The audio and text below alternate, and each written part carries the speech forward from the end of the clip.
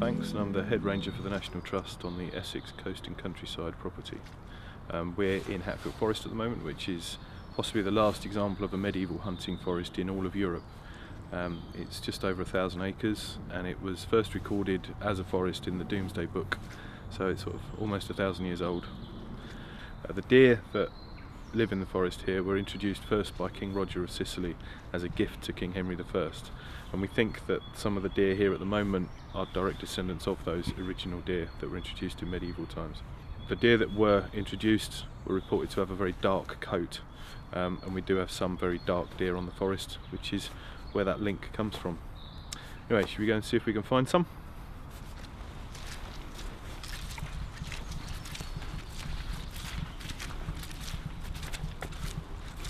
When you're out in the woods looking for deer, a thing to keep an eye out for is evidence that deer have been here. So if you look on the ground where we are now, you can see a number of pathways coming across from the ditches into the woods. And if we follow one of these in quietly, we might see some deer further on or some more evidence that they've been about.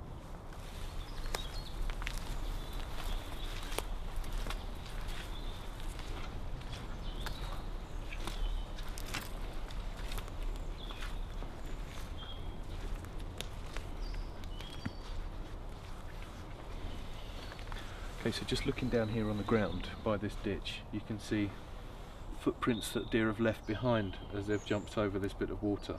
These are called deer slots. The pattern that they leave on the ground can tell you a lot about the way that they've been moving. These are quite deep, which means that they've either been running or they've put in a bit more effort to jump over this little ditch. And on the far side you can see where they've landed.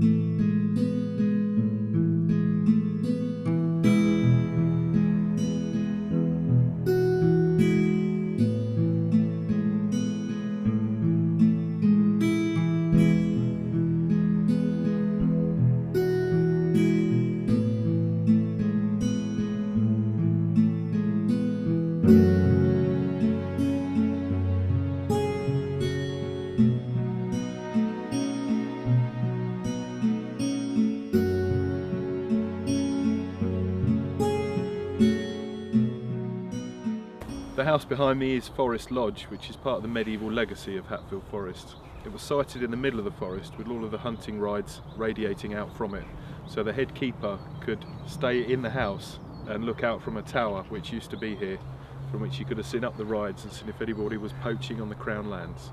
So this is Forest Lodge on the map, and you can see from here the rides radiating out from the lodge. So the keeper in the lodge would have been able to see what was going on across the whole forest.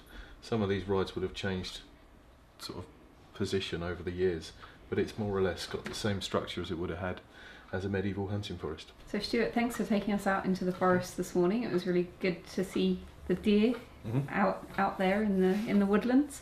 From what I understand, this is a Norman forest, is that right? We've got the hunting lodge and things like that. Do we have any links with the story of the deer that we have here today and possibly them being introduced in the Norman period? Yeah, well the forest is recorded in the Domesday Book as part of the Forest of Essex.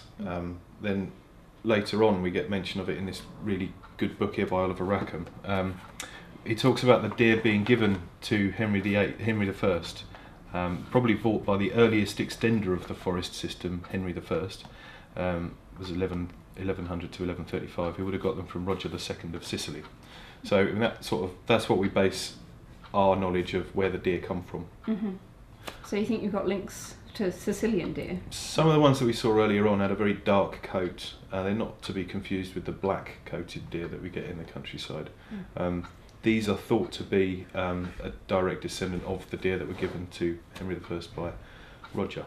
And do you have deer coming in from elsewhere? So you've potentially got this kind of archaic bloodline of Sicilian deer, but you have others out there. We saw some common in the herds. Yeah. Unlike a lot of places where deer are, we don't have a fence that surrounds the forest that prevents deer from coming and going.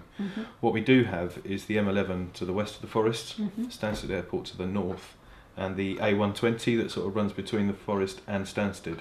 And the two roads have got 6-foot deer fences alongside them. That will prevent a lot of movement of deer from the forest to the north and west. What that probably does is brings in a lot of deer from the south and east that kind of bottleneck here, and certainly the numbers of deer on the forest during the rut are vastly sort of greater than they are during the summer.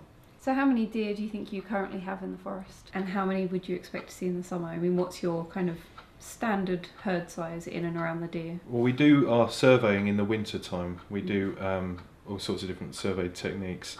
There's a volunteer that counts fecal pellets, that looks at slots crossing paths and through the woods, and basically does a transect from north to south along the forest, looking for those signs, as well as carrying out ivy trials. And we do some monitoring with thermal imaging cameras, so we try and get all bases covered. Our last census, which was carried out during the rut last year, showed around 240, 250 deer, which is probably about twice as many as we should ideally have on a site of this size. So our cull target is to sort of take out about 100 to 120 deer. We love looking at the deer in the forest, and everybody that comes here does love looking at the deer. But what we need to appreciate is that the deer aren't here naturally. They were introduced, and this isn't a natural environment for them. So in order to preserve the health of the herd of deer, we need to manage them, manage their numbers. We don't waste anything. All of our culling goes, or the produce from our culling goes back into the shop, which helps us to run and manage the conservation on the forest. So we do much of our stalking from high seats, such as this one behind me. Deer in the forest do cause quite a lot of damage, which is one of the reasons why we have to control their numbers. There's some damage just over here which I can show you. As well as browsing off the regrowth and the new growth on small shrubs like this, deer in woodlands cause more significant damage, such as this, by thrashing and scraping off the bark on trees. And the problem with this is, you can see it's quite a young tree, and this is, as well as stunting the growth of this tree, it's going to introduce fungal decay, pathogens and disease at a very early stage in the tree's growth, which will obviously either prevent it from growing into a mature tree or cause it to grow up with significant defects. This is our butchery unit and our venison processing unit. When the deer come in, they're brought in through the door and hung up on the hooks here, or on the cradle just down there. This is the room where we carry out the gralloch room. Once they've been through here, they'll go into the larder, and we'll hang them in the larder for sort of a week to 10 days. This little mock jack that was shot yesterday. Once they've been hung for the right amount of time, then we take them back out of here, back into the gralloch room where they're skinned, and then with no skin on, they go into the butchery unit. So the unit here was funded by the East of England Wild Venison Project, with support from the Forestry Commission, DEFRA and the Deer Initiative in the East of England. From here, the meat, basically the deer get butchered by professional butchers that come in, and they basically pare it down into joints, cuts, sausages and burgers, and then it goes from here into our shop down by the lake. In here we've got cuts like tenderloins and haunches. There's some burgers and some sausages. The proceeds from all of the venison that we sell here come back into funding our conservation work here at Hatfield Forest.